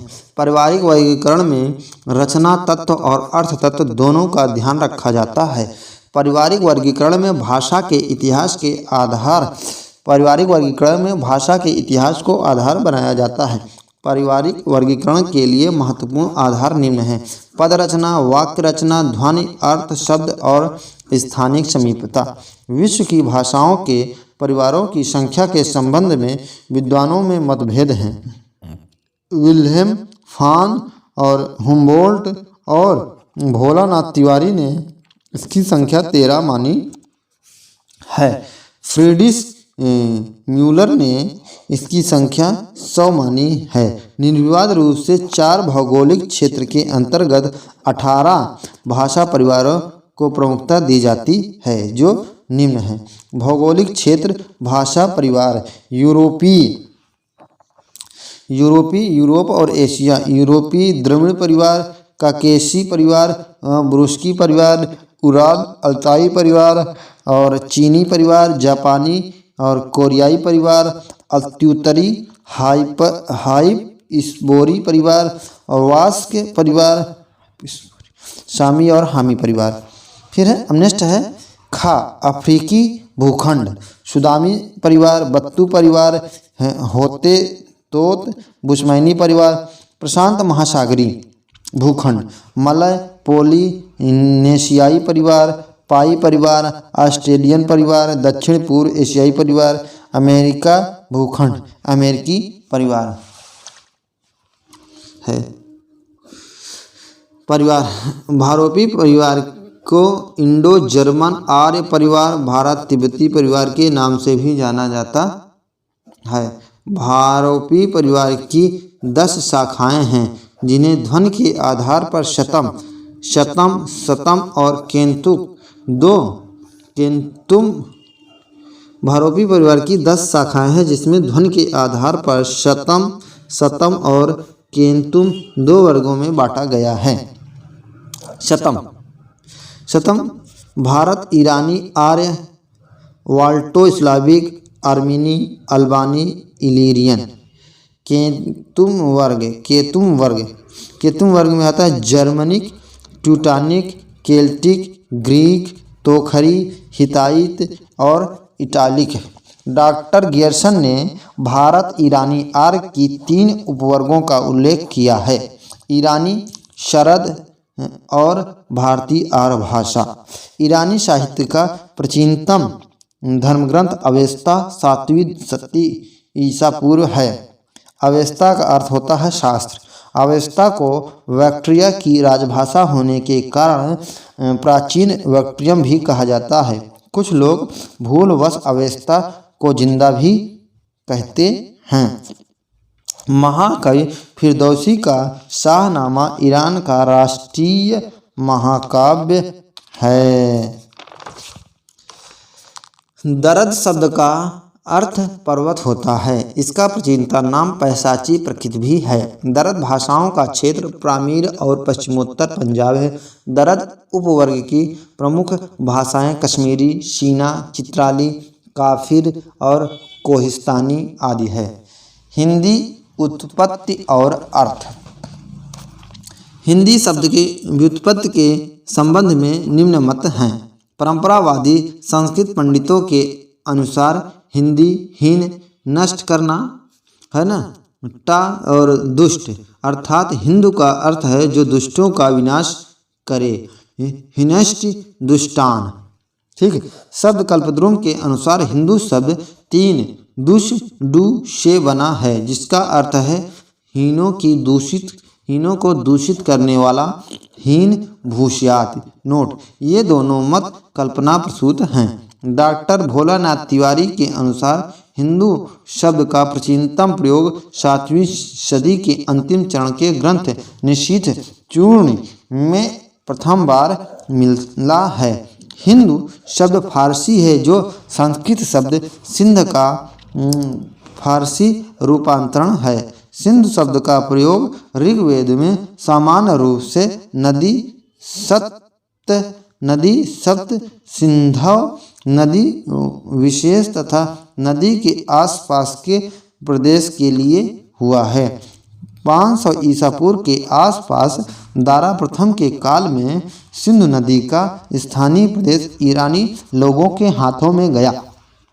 संस्कृत में सिंधु का ईरानी में हिंदू हो गया, जो सिंधु नदी के आसपास के प्रदेश के अर्थ में प्रयुक्त हुआ। हिंदी शब्द में विशेषणार्थक प्रत्यय जोड़ने से हिंदी के शब्द बना, जिसका अर्थ होता है हिंदी का। कालांतर में का लुप्त हो जाने से हिंदी शब्द बना। हिंदी व्याकरण के दृष्टि से विशेषण है, जिसका मूल अर्थ संवद है, शब्द है सिंधु। आवे हिंदू, हिंदी, हिंदीक। ठीक। ग्रीक लोगों ने सिंधु नदी को इंडोस, यहाँ के निवासियों को इंदोई तथा प्रदेश को इंदिके या इंदिका नाम से संबोधित किया। इंद्रिका शब्द अंग्रेजी आदि में इंडिया हो गया। किसी भी प्राचीन भारतीय आर्य भाषा में हिंदी का प्रयोग नहीं मिलता। केवल कालकाचार्य द्वारा लिखित जैन महाराष्ट्री में हिंदू शब्द मिलता है। किसी भी प्राचीन भारतीय आर्य भाषा में हिंदी का प्रयोग नहीं मिलता। केवल कालकाचार्य द्वारा हिंदी जैन महाराष्ट्री में हिंदू शब्द मिलता है। सूरिड़ा भड़ियम रमाणो जेण हिंदू देशम वंचामो। नेक्स्ट है भाषा के अर्थ में हिंदी शब्द का प्रयोग व विकास। भाषा के अर्थ में हिंदी शब्द का प्रयोग फारस और अरब से होता है। ईरान के बादशाह नौशेरवा 531 से 579 ईस्वी ने अपनी दरबारी हकीम बजरोया को भारतीय ग्रंथ पंचतंत्र का अनुवाद करने के लिए नियुक्त किया। बजरोया ने कर्कटक और दमनक के आधार पर अपने अनुवाद का नाम कलीला व दिमना रखा। कलीला व दिमना की भूमिका नौशेरवा के मंत्री बुजर्च मिहर ने लिखी। भूमिका में कहा गया है कि यह अनुवाद जनाबे हिंद से लिया गया है। अरबी फारसी में जनाबे हिंदी शब्द का प्रयोग संभवतः भारत की समस्त भाषाओं संस्कृत, पाली, प्राकृत अपभ्रंश के लिए मिलता है। भारत के फारसी कवि औफी ने सर्वप्रथम शब्द 1228 ईस्वी में हिंदवी शब्द का प्रयोग समस्त भारतीय भाषाओं के लिए न करके भारत की संभवतः मध्य प्रदेश की देशी भाषाओं के लिए किया है। तैमूर लंग के पोते सफरुद्दीन यज्जी ने सन 1424 ईस्वी में अपने ग्रंथ जफरनामा में विदेशों में हिंदी भाषा के अर्थ में हिंदी शब्द का प्रथम प्रयोग किया है। डॉक्टर धीरेन्द्र वर्मा द्वारा संपादित हिंदी साहित्य कोश भाषा भाग 1। डॉक्टर धीरेन्द्र वर्मा द्वारा संपादित हिंदी साहित्य कोश भाग 1 के अनुसार 13वीं-14वीं शती में देशी भाषा को हिंदी या हिंदोई नाम देने में अबुल हसन या अमीर खुसरो का नाम सबसे अधिक महत्वपूर्ण है। डॉक्टर भोलानाथ तिवारी एवं उदय नारायण तिवारी ने भाषा के अर्थ में खुसरो द्वारा प्रयुक्त हिंदी को संदिग्ध माना है। उक्त दोनों विद्वानों ने हिंदी शब्द के प्रयोग को भारतीय मुसलमान के अर्थ में रेखांकित किया है। डॉक्टर भोलानाथ तिवारी ने लिखा है कि खुसरो ने हिंदी शब्द का प्रयोग भारतीय मुसलमानों के लिए किया और हिंदवी शब्द का मध्यदेशी भाषा के लिए। यह हिंदवी शब्द वस्तुतः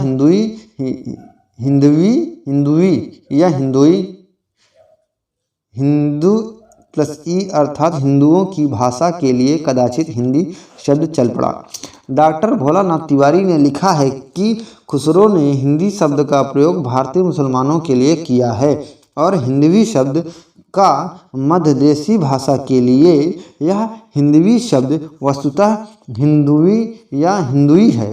हिंदू प्लस ई अर्थात हिंदुओं की भाषा के लिए कदाचित हिंदी शब्द चल पड़ा।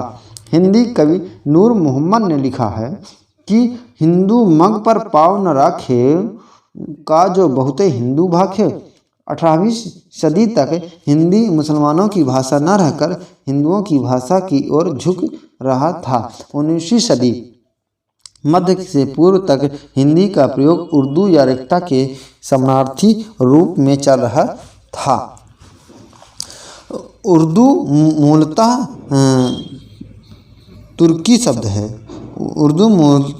तुर्की शब्द है जिसका अर्थ है शाही शिविर या खेमा। डॉक्टर ग्राहम बेल तथा डॉक्टर ताराचंद आदि का कहना है कि उर्दू का भाषा के निश्चित अर्थ में सबसे पुराना प्रयोग मुसहफ़ी में मिलता है। खुदा रखे जबा हमने सुनी है, मीर ओ मिर्जा की काहे किस मुँह से हम मुसहफ़ी उर्दू हमारी है। खुदा रखे जवा हमने सुनी है, मीर ओ मिर्जा की काहे किस मुँह से हम मुसहफ़ी उर्दू हमारी है। प्रोफेसर आज़ाद ने आबे हयात में ब्रजभाषा में उर्दू का जन्म माना है। रिक्ता का फारसी में अर्थ गिरा हुआ या गिरा कर बनाया हुआ ढेर है। भारत में रिक्ता शब्द का प्रयोग पहले छंद या संगीत के क्षेत्र में हुआ। रिक्ता नाम 18वीं सदी से प्रारंभ होकर लगभग 19वीं सदी के मध्य एक रिक्तस नाम 18वीं सदी से प्रारंभ होकर लगभग 19वीं सदी के मध्य तक उर्दू के लिए चलता रहा। हिंदी का नवीन अर्थ में लिखित प्रयोग सर्वप्रथम कौटिन्य टेलर ने सन 1812 ईस्वी में फोर्ट विलियम कॉलेज के वार्षिक विवरण में किया। वर्तमान में हिंदी शब्द मुख्यतः निम्न अर्थों में प्रयुक्त हो रहा है। हिंदी साहित्य के इतिहास ग्रंथों में हिंदी का अर्थ हरियाणा, हिमाचल प्रदेश, उत्तराखंड, दिल्ली, राजस्थान, उत्तर प्रदेश, मध्य प्रदेश तथा बिहार की भाषा पूरे क्षेत्र की हिंदी प्रदेश कहते हैं। पूरे क्षेत्र को हिंदी प्रदेश कहते हैं। वर्तमान भारतीय साहित्य में हिंदी शब्द भारतीय संघ की राजभाषा देवनागरी लिपि में हिंदी होगी। भारतीय संविधान अनुच्छेद 343 तथा राष्ट्रभाषा के नाम का द्योतक है। भाषा विज्ञान, आइए देखते हैं भाषा विज्ञान। भाषा के मुख्यतः 4 तत्व होते हैं: ध्वनि, शब्द, पद, वाक्य और अर्थ। इन 4 शब्दों को ही भाषा विज्ञान के अंतर्गत भाषा विज्ञान का 4 अंग माना गया है। भाषा के चारों तत्वों की परिभाषा निम्नवत है। उच्चारण के दृष्टि से भाषा की लघुत्तम इकाई ध्वनि है। सार्थकता की दृष्टि से भाषा की लघुत्तम इकाई शब्द है। भाषा की व्याकरणिक योग्यता प्राप्त लघुत्तम इकाई पद या रूप है। भाषा की पूर्ण सार्थक इकाई को वाक्य कहते हैं। ध्वनि विज्ञान, ध्वनि को स्वनिम भी कहते हैं। स्वनिम शब्द संस्कृत के स्वन धातु से बना है, जिसका अर्थ होता है ध्वनि। ध्वनि के 3 पक्ष होते हैं: उत्पादन, संवहन और ग्रहण। ध्वनि का उत्पादन वाग इंद्रियों से होता है। उसके संवहन के लिए वायु तरंगें कार्य करती हैं और ग्रहण की क्रिया कर्ण कान द्वारा होती है। ध्वनि गुण 4 माने गए हैं: मात्रा, स्वर, आघात और वृत्ति।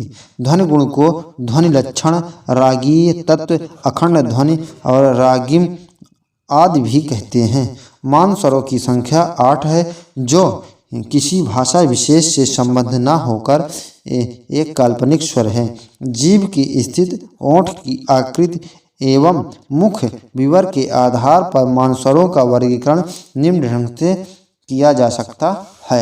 मान स्वर मुख विवर जीभ की स्थिति, ओंठ की स्थिति के अनुसार। ये समृद्ध अग्र ध्वनि और अवृतमुखी। ए अर्ध समृद्ध अग्र अवृतमुखी। ए है अर्धविवृत अग्र और अवृतमुखी। आय विवृत है विवृत अग्र अवृतमुखी। नेक्स्ट है बड़ा आ विवृत पश्च विवृतमुखी। ओ अर्धविवृत पश्च वृत्तमुखी। नेक्स्ट है ओ अर्धसमृत पश्च वृत्तमुखी। उ समृत पश्च वृत्तमुखी।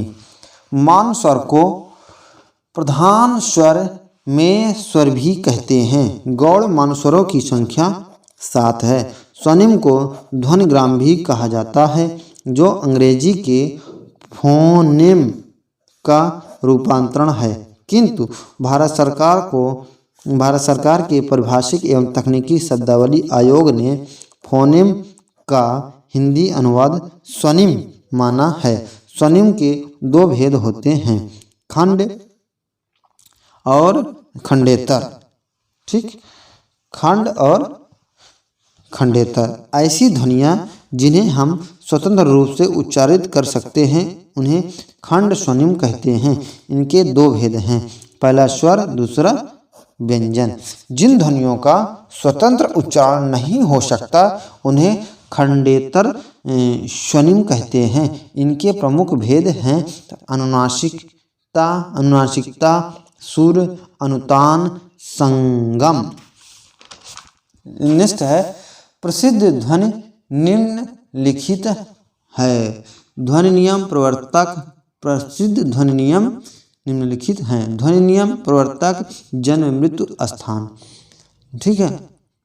नेक्स्ट है ग्रिम नियम, याकोब ग्रिम जर्मन। ग्रासमैन नियम, हेरमन ग्रासमैन जर्मन। फिर से देखते हैं ग्रिम नियम, याकोब 1785 से 1663 जर्मन। ग्रासमैन नियम, हेरमन ग्रासमैन 1809 से 1877 जर्मन। वर्नर नियम, कार्ल अंडोल्फ वर्नर जो है 1846 से 1896 जर्मन। फिर है तालव्य नियम, विल्हेलम थॉम्सन व कलित्स। फिर है मूर्धन्य नियम, प्रोफेसर पाट व प्रोफेसर फोर्तुना तावे। मूर्धन्य नियम, प्रोफेसर पाट व प्रोफेसर फोर्तुना तावे रूसी वैज्ञानिक थे, रूसी भाषा वैज्ञानिक। नेक्स्ट है पाद या रूप विज्ञान। प्रयोग समर्थ सार्थक शब्द को शब्द कहते हैं। यास्कराचार्य ने पद के मुख्यतः 4 भेद माने हैं। नाम, अख्यात, उपसर्ग, निपात। स्वनिम को 4 प्रमुख आधारों पर वर्गीकृत किया जाता है जो निम्न है। नेक्स्ट है प्रयोग। रचना, अर्थ, संबंध, तत्व और खंडीकरण। मुक्त रूपिम, संयुक्त रूपिम और आर्य तत्व प्रदर्शक रूपिम, खंडात्मक रूपिम, बद्ध रूपिम, मिश्रित रूपिम, संबंध तत्व प्रदर्शक रूपिम, अखंडात्मक रूपिम। वाक्य विज्ञान। पंडित कामता प्रसाद गुरु के अनुसार एक विचार पूर्णतः से प्रकट करने वाले शब्द समूह को वाक्य कहते हैं। आचार्य शुक्ल के अनुसार आकांक्षा, योग्यता और आसक्ति से युक्त शब्द समूह वाक्य कहलाता है। पद और वाक्य के महत्व की प्रतिष्ठा को लेकर 2 दार्शनिक सिद्धांत प्रसिद्ध हैं जो निम्न हैं। सिद्धांततः, सिद्धांत, प्रवर्तक और कथन। सिद्धांत क्या है? अभिहितान्वयवाद, जिसे पदवाद भी कहते हैं। प्रवर्तक हैं कुमारिल भट्ट। कथन है अभिहितानाम पदार्थानाम अन्वय। फिर है अन्वयतीभ धानवाद वाक्यवाद। इसके प्रवर्तक हैं प्रभाकर गुरु। कथन है अन्विता नाम पदार्थानाम अभिधानम। कविराज विश्वनाथ ने वाक्य के 3 अनिवार्य तत्व माने हैं। पहला है आकांक्षा, अर्थ ज्ञान की पूर्ति की जिज्ञासा। दूसरा है योग्यता, बुद्धि संगत संबंध। तीसरा है असत्य और अव्यवधान, असत्य अव्यवधान। नेक्स्ट है वाक्य के प्रमुख 2 अवयव होते हैं, उद्देश्य और विधेय। ठीक। विभिन्न आधारों पर वाक्य के भेद अग्रांकित हैं। अर्थभेद। अर्थभेद कितने होते हैं तो लिखते हैं विधान सूचक, निषेध सूचक, आज्ञा सूचक, प्रश्न सूचक, विस्मय सूचक, संदेह सूचक, इच्छा सूचक, संकेत सूचक। क्रिया भेद। अर्थ के आधार पर 8, क्रिया के आधार पर 2, क्रिया युक्त और क्रिया विहीन। अकर्मक और सकर्मक जिसे कहते हैं। रचना के आधार पर 3 भेद होते हैं, जैसे सरल वाक्य, मिश्र वाक्य, संयुक्त वाक्य। शैली के आधार पर 3 भेद होते हैं, शिथिल, समीकृत, आवर्तक। आकारादि के आधार पर 2 भेद होते हैं, योगात्मक, अयोगात्मक। इसे आगे देखते हैं अर्थ विज्ञान। अर्थ विज्ञान शब्द के द्वारा जो प्रतीत होती है उसे अर्थ कहते हैं।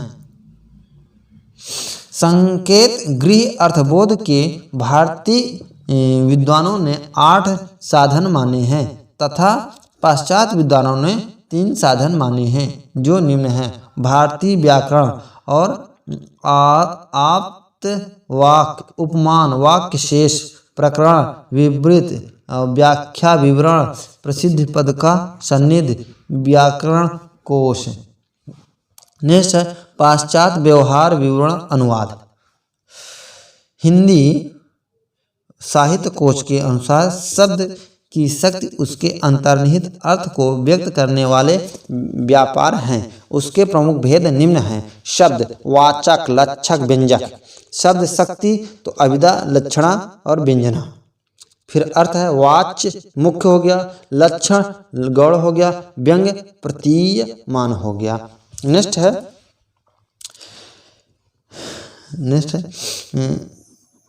प्रमुख शब्द शक्तियों की परिभाषा निम्नलिखित है।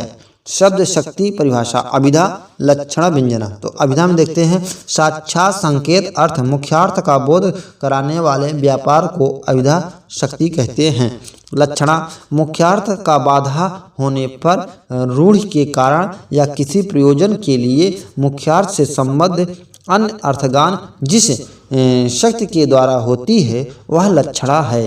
अर्थात लक्षणा के तीन हेतु यानी कारण हैं। मुख्यार्थ का बोध, मुख्यार्थ का लक्षण से योग और रूढ़ या प्रयोजन। व्यंजना शक्ति ऐसे अर्थ को बतलाती है जो अभिधा लक्षण या तात्पर्य वृत्ति द्वारा उपलब्ध नहीं होता। व्यंजना व्यापार को ध्वनन, गमन, प्रत्यागमन आदि कहते हैं। पाश्चात्य विद्वानों ने अर्थ के तीन भेद माने हैं, कोशार्थ, व्याकरणार्थ और अनित्यार्थ। शब्द मुख्यतः दो प्रकार के होते हैं, एकार्थ और अनेकार्थ। एकार्थ शब्दों के अर्थ निर्णय के 10 साधन माने गए हैं तथा अनेकार्थ शब्दों के अर्थ निर्णायक के 14 साधन माने गए हैं जो निम्न हैं। एकार्थ के वक्ता, एकार्थ के जो 10 भाग हैं देखते हैं कि वक्ता, बोद्धा यानी श्रोता, वाक्य, वाच्य, अन्य, सन्निधि, प्रकरण, देश, काल, काकु और चेष्टा। अनेकार्थ के भेद हैं तो संयोग, वियोग, साहचर्य, विरोध, अर्थ, प्रकरण, लिंग, अन्य शब्द का सन्निधि, सामर्थ्य, औचित्य, देश, काल, व्यक्ति और स्वर। अर्थ परिवर्तन की 3 दिशाएं होती हैं जो निम्न हैं। अर्थ विस्तार, अर्थ संकोच, अर्थ देश। अर्थ परिवर्तन की 3 दिशाओं का रेखाचित्र निम्न है। अर्थ परिवर्तन की दिशाएं अर्थ विस्तार, अर्थ संकोच और अर्थदेश। अर्थदेश के भाग हैं तो अर्थोकर्ष, अर्थापकर्ष और मूर्तिकरण, अमूर्तिकरण। ठीक।